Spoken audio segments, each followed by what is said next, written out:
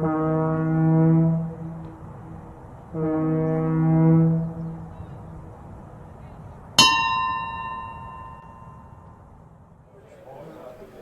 Alan Dale from Gale Force Winds. I'm having a great time here at MARITECH 2024 in beautiful St. John's, Newfoundland.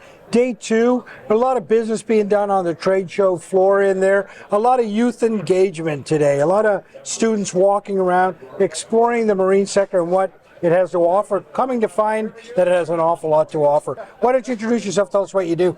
Yeah, my name is Peter Egener. I'm the Senior Director of Engineering at the Vessel Procurement Sector within Coast Guard.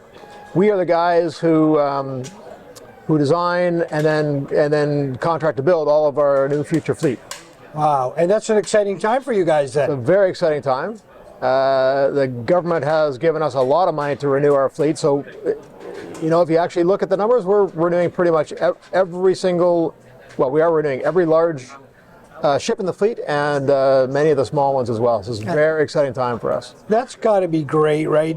Not only for the people in the Coast Guard, but for the country largely, right? To see that revitalization of that iconic red and white ship, right? Absolutely. Well, you know, this is all being done as part of the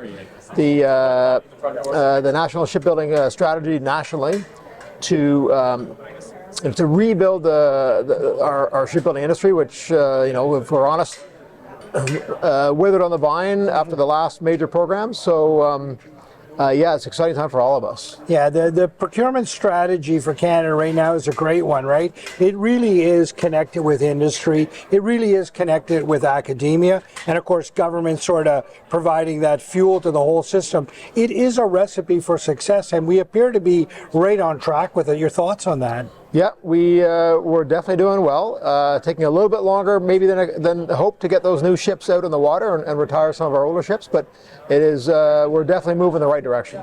You know, today was a lot of youth engagement here at the show. Talk to me about the importance of, you know, engaging that next generation into this sector. Yeah, you can see it in the some of the discussions today. You know, everybody having a hard time attracting and retaining talent. Interesting listening to the fleet operators out in some of the panels today talking about the, you know, one fellow in particular talking about his the median age being 60 years old. So getting the new generation out there, super important. Yeah. Super important. I noticed around here, so you know, we had the high school students around here today. We also had pretty much every one of the students in the Memorial's Naval Architecture program. We're pretty actively engaged with those folks. We have a very active co-op student program on my team. We have 3 co-op students every term, 1 from each of our engineering disciplines, including 1 from MUN. So we get to know these young kids pretty well because every term we have a student, so that's 9 students a year, 3 from Memorial. And again, you see the whole class of them walking around here today, checking out the booths, talking to the equipment suppliers, listening to presentations. Yeah, that's pretty impressive stuff. You know, you've been in uniform both in the Navy and in the Coast Guard. Give me your kind of thoughts around the direction the marine sector is going in Canada at the moment. Well, you know, we're facing a lot of challenges, and you're hearing a lot of those challenges being talked about around the conference here today and yesterday. Possibly the biggest one being the decarbonization challenge. Mm-hmm. You know, getting away from our use of diesel, which, as we are all learning, pretty good fuel is very, very difficult to figure out what to use in lieu of it, and that's a challenge that's facing all of us. So, you know, as at a time when we are renewing all of our ships, we have these additional challenges of decarbonization. You also heard lots of talk around the bazaars about artificial intelligence, remote monitoring, weaving in the maybe the people challenges with that, operating with fewer people, operating autonomously. We're definitely not at a place where we're thinking about autonomous operations yet for a ship, but you know, that is certainly a potential challenge coming our way. So lots of interesting stuff in the marine industry. Of course, with every challenge, there's an equal amount of opportunity, right? And so let's talk about the opportunities that might exist and the new technology that's coming on now. And you see those things here at MARITECH. A little bit about that. Yeah, I mean,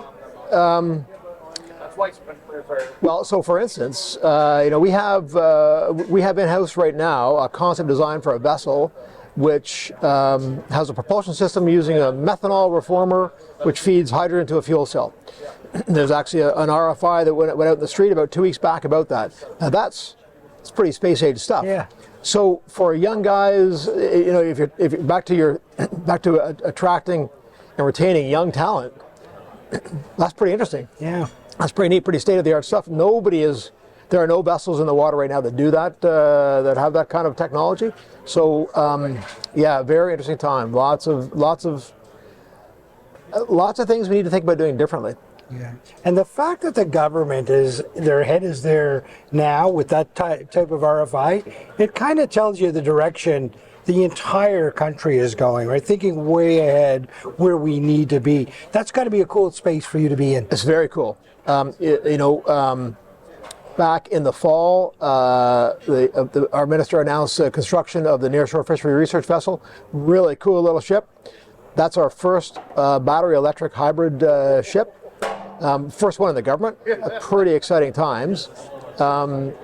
And I'm finding within Coast Guard the challenge has been laid upon us by the federal government. You guys need to find a way to innovate, decarbonize the national security fleet. So it's exciting times for us. Peter, I absolutely appreciate your perspective. You've got a long history in this sector. We certainly appreciate the way you're looking at things and your vision for it all. A real honor to be in conversation with you. Thank you for your service. My pleasure. Thank you.